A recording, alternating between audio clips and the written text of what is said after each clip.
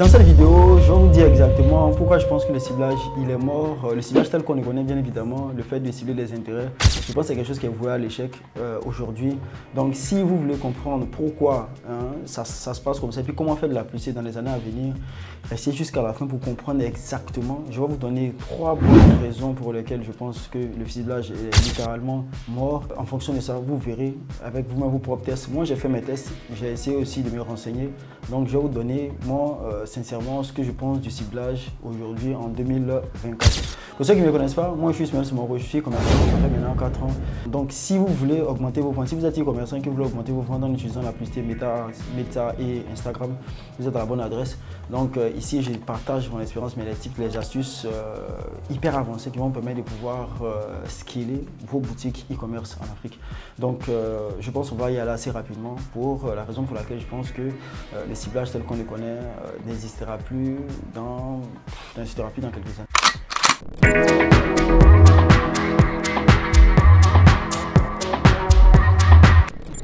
Ce qui a fait la particularité de Facebook, c'est bien évidemment sa capacité à pouvoir cibler exactement des clients. Généralement, lorsqu'on fait de la publicité sur la télévision, on n'avait pas cette capacité-là pour la simple bonne raison qu'à la télé, on ne sait pas qui est derrière l'écran. Avec Facebook, avec ses audiences, ses intérêts, on avait la capacité de pouvoir cibler exactement. Mais il faut savoir, les choses ont énormément changé. Il y a eu beaucoup de mises à jour, il y a eu beaucoup de restrictions, il y a eu énormément de choses. Donc aujourd'hui, ce système-là, il est obsolète. C'est-à-dire que c'est une ancienne stratégie, c'est une ancienne manière de faire de la publicité. Les cookies qui ont été annulés, que bientôt peut-être à cause de tout ce qui est comme protection des données personnelles et tout ça. Donc Facebook a aujourd'hui évolué. Donc maintenant, si vous avez constaté, ce que Facebook met en avant aujourd'hui, c'est même dans ses différentes recommandations, il recommande les grosses audiences, c'est-à-dire que les audiences broad.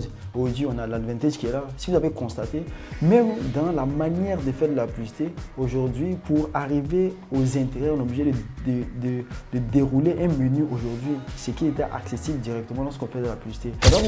C'est-à-dire que ça va donner une puce à l'oreille pour vous montrer qu'effectivement, c'est des choses que Facebook ne met plus beaucoup en avant. Il essaie de mettre d'autres technologies en avant. Ça prouve que ce n'est pas une technologie sur laquelle, avec leur test, qui est beaucoup aujourd'hui publicité par la plateforme même. Ça, c'est l'une des premières choses pour lesquelles moi, je dis que généralement, c'est quelque chose qui va mourir très bientôt. La deuxième chose, c'est que moi, j'ai constaté depuis l'année passée, quand j'ai commencé à lancer des publicités, parce que je lance toujours avec des audiences, avec du broad, mais j'ai constaté que le broad avait toujours de très très bons résultats que les audiences, que ce soit les intérêts en question. Moi, j'ai arrêté de faire des intérêts. Ce que moi, j'ai fait un groupe d'intérêts de manière générale, mais j'ai constaté que le broad souvent avait de très très bons résultats. Ce que les gens ne se rendent pas compte, c'est qu'on va dans du broad, généralement Facebook va aller de manière aléatoire. C'est faux et archi faux. L'algorithme de Facebook avant et celui de maintenant, c'est pas pareil. Facebook aujourd'hui est devenu très très puissant, il a énormément de données, donc il ne prend pas le risque de présenter des choses à quelqu'un qui ne veut pas. Donc essayez d'imaginer un instant de cliquer sur des publicités. Quand vous cliquez sur des publicités ou même cliquez sur des produits, qu'est-ce qui se passe? Automatiquement, Facebook vous suggère des produits similaires. Donc il sait exactement ce que vous voulez, il sait exactement ce que vous voulez chercher. Donc par conséquent, ne pensez pas qu'en utilisant du broad, tout ça, vous allez gaspiller peut-être qu'on appelle ça votre argent. Ça va une chose. Quand vous choisissez les intérêts, vous allez contraindre Facebook à rester dans un endroit, à forcément chercher là-dedans. Ça ne les rend pas efficaces aujourd'hui. Donc il essaie mieux que personne, la plupart du temps, ce que les gens aiment de manière assez générale.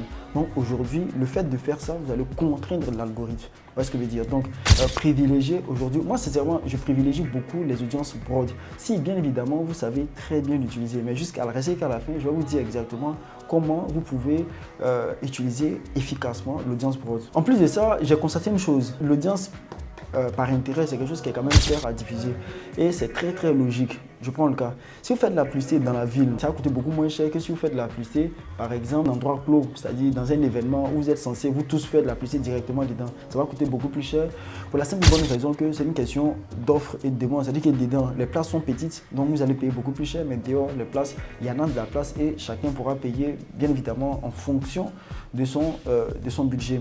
Donc, par conséquent, toutes ces choses-là, puis ce que Facebook est en train de mettre en avant, tout ça montre effectivement que c'est une technologie que eux-mêmes, ils commencent à mettre un peu, à ne plus trop mettre un peu en avant.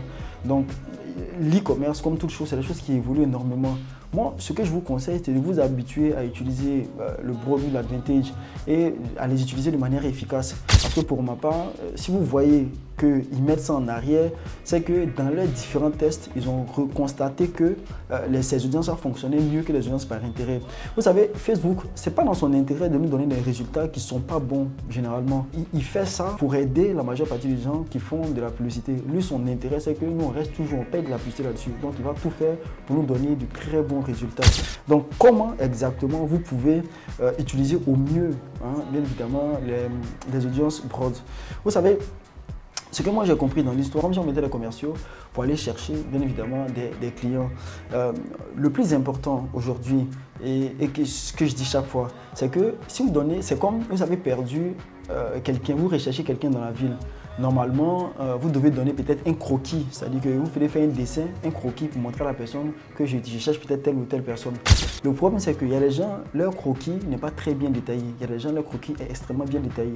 Pour que l'algorithme vous aide à trouver les gens de manière assez précise, vous devez vous-même trouver des croquis, faire des croquis qui sont extrêmement bien détaillés. Ça veut dire quoi? Si vous savez exactement ce que vous recherchez, le type de clients que vous recherchez et tout ça, ça ne sera pas difficile d'utiliser l'audience broad et l'audience vintage.